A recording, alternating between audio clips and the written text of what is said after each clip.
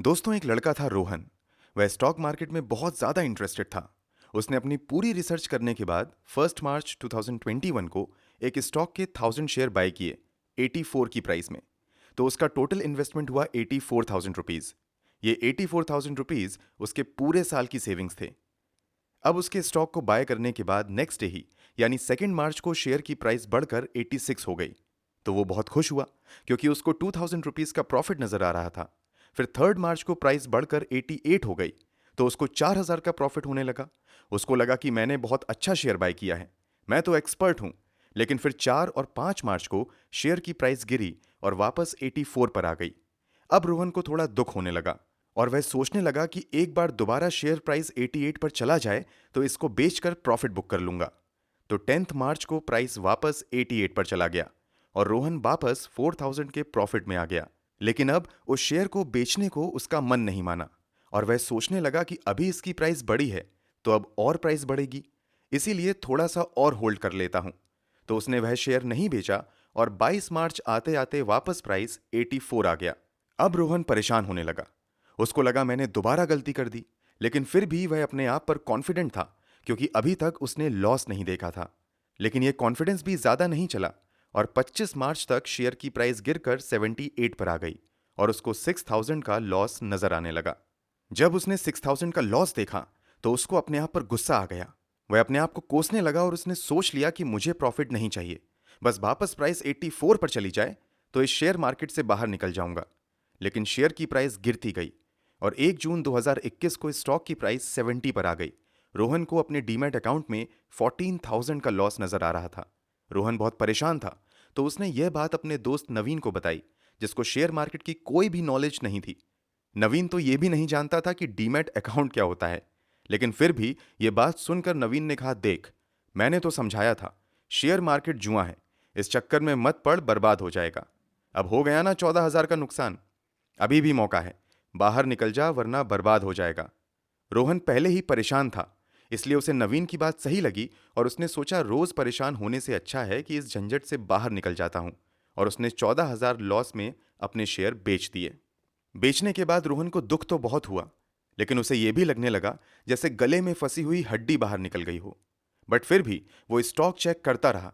उसके शेयर बेचने के 10 दिन बाद यानी 10 जून 2021 को उसने देखा कि अचानक से उस स्टॉक की प्राइस बढ़कर 92 हो गई है। यह देखकर रोहन को लगने लगा कि काश काश मैंने 10 दिन और वेट कर लिया होता तो आज मुझे 8,000 का प्रॉफिट हो गया होता। उसके बाद उसने 5 जुलाई को देखा कि उस स्टॉक की प्राइस 101 रुपीज हो गई है। यह देखकर रोहन को लगने लगा कि काश काश मैं उस दिन नवीन से मिलने ना गया होता तो आज 15,000 के प्रॉफिट में होता।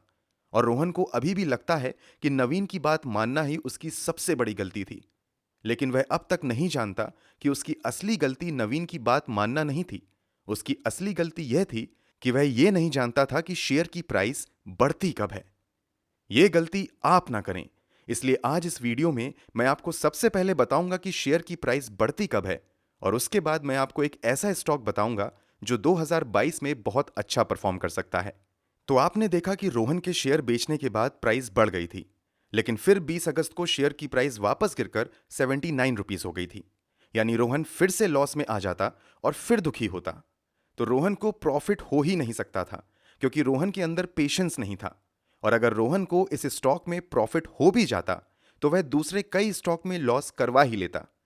वैसे मैं आपको बता दूं, 20 अगस्त के ठीक 30 दिन बाद उस स्टॉक की प्राइस 105 हो गई थी। अगर रोहन के अंदर पेशेंस होता तो वह फिर से प्रॉफिट में आ सकता था। तो दोस्तों, यह स्टोरी सुनाने का मतलब यही था कि आप यह गलती ना करें। जनरली लोग जब भी कोई स्टॉक खरीदते हैं तो उन्हें लगता है कि अगले दिन से ही उस स्टॉक की प्राइस बढ़ने लगेगी, लेकिन ऐसा नहीं होता है। कोई नहीं जानता उस स्टॉक की प्राइस कब बढ़ेगी।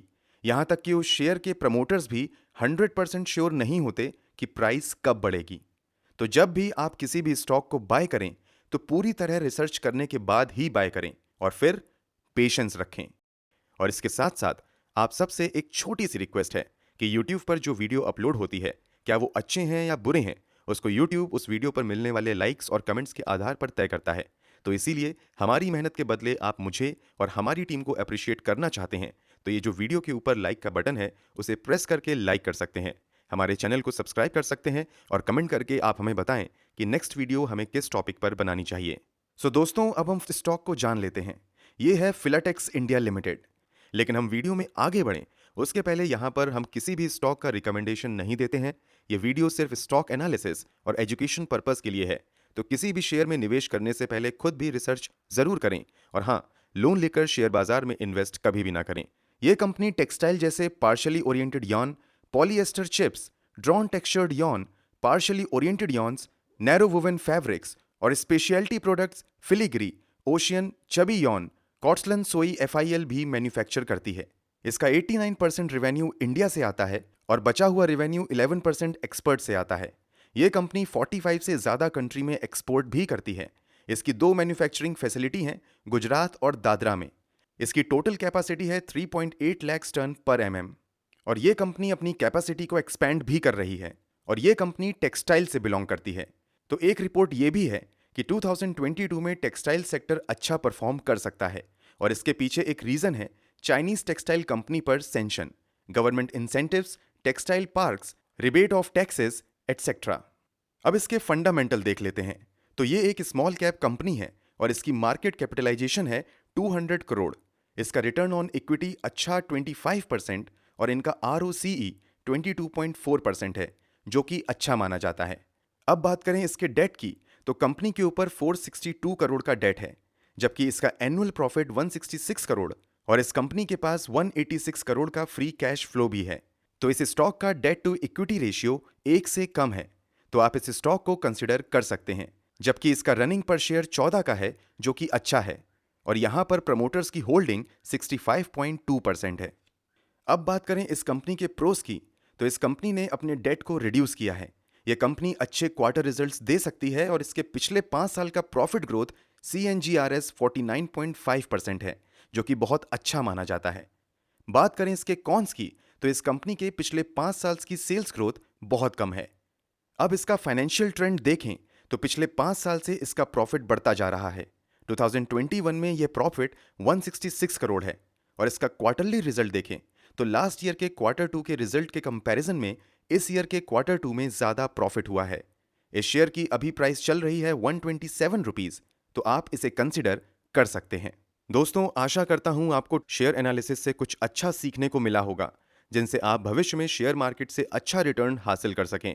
अगर आपके मन में इससे जुड़े कोई भी सवाल या सुझाव हैं तो कमेंट में जरूर बताएं। शेयर मार्केट से जुड़ी महत्वपूर्ण जानकारी के साथ अपडेट रहने के लिए हमारे साथ जरूर बने रहें।